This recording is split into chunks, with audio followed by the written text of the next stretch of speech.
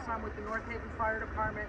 Every year there are a number of fires that occur when people are doing deep fried turkeys where they drop them in and it causes some problems.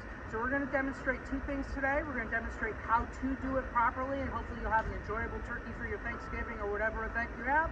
And then we're going to show you what can happen if things go wrong. The most important things on safely doing it. First, selecting the proper cooking hardware for it. In our example here, we have a turkey fryer that's set up for it. The pot is unique for that. It's narrow at the bottom. It'll fit the bird in it properly, and it's wide at the top. So when you put the turkey inside it and the oil level rises, it doesn't overflow. Two things cause fires in these homes when you're doing stuff. When you put the bird in, the oil is extremely flammable. It can cause a flash fire when it makes contact with the actual flames.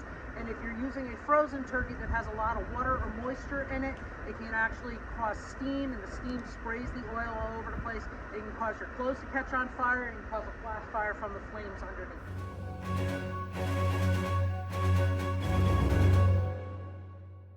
So a couple safety things to do. Obviously, if you're going to do a deep fried turkey, you need to plan ahead of time. Get your turkey up to a week ahead of time. Thaw it out properly. You can thaw it in your refrigerator, or there's a rapid method of doing it in the sink.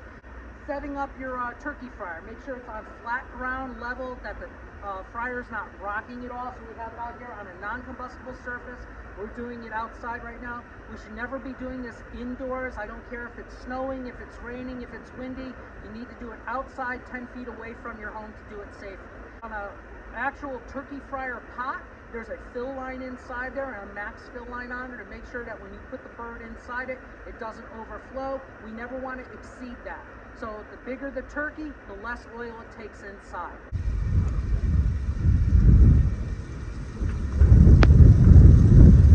The whole piece is slowly put it in, not to create that splash. You can hear the splatter that's going out there.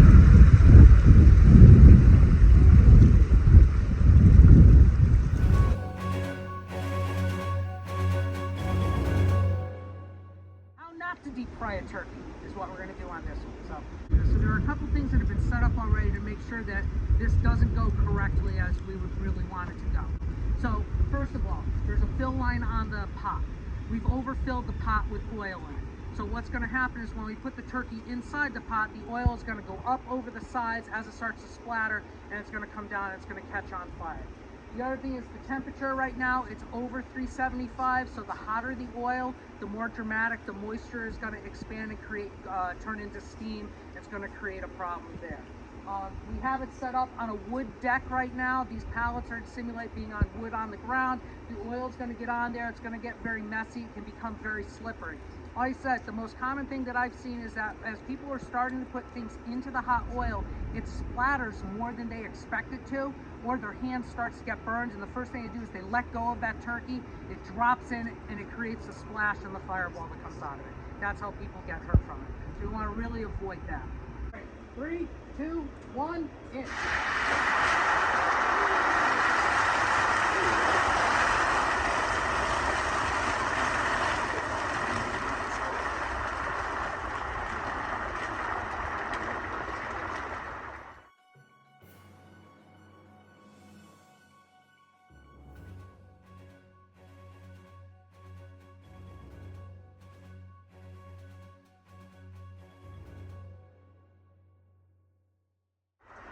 So as you can see, once that fireball is up there, if you were holding that without fire gear or any kind of protection like we have on, your clothes can catch on fire.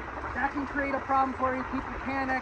We try to reinforce different things like stop, drop, and roll. If your clothes catch on fire, don't run around, don't run into the house. Want to make sure that you're operating safely that way. Once the oil burns up, you can see on the wood deck, it's going to be very, very slippery. If you fell down on the ground there, you're going to be rolling in oil, so you want to get further away from it. If this was up against the side of a house, like vinyl siding, it can cause the vinyl siding to actually melt. You can see from the tent that was above, what we were simulating is if somebody did it outside on a rainy day, you can see how quickly that tent melted up there. Again, if you're under it, the melting plastic on your skin can create more burns and cause harm that way.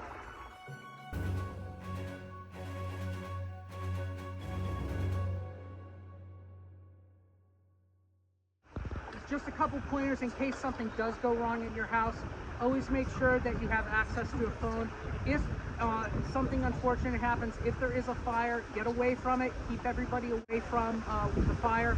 Call 911 immediately. Get help on the way. Even such as in this case where the fire flared up and went out right away, have the fire department come out there and check the fire to make sure that it's completely extinguished. The other thing, it's a good idea to have a fire extinguisher nearby. One thing you would never want to do is you never put water on grease fires.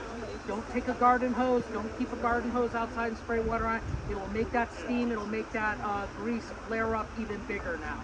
So you want to watch out for that. And the last thing you can do, if it is safe to do so and it's not impacted by it, we can shut the propane bottle off. Never do it directly on the actual burner itself, because that's where the fire is. We shut the propane tank off, and that'll put the fire out that way once all the oil burns up. Then just leave the pot where it is, let it cool down naturally in the outside air, and that should avoid any burns or problems. Later on, we'll get the oil away from there and dispose of it properly.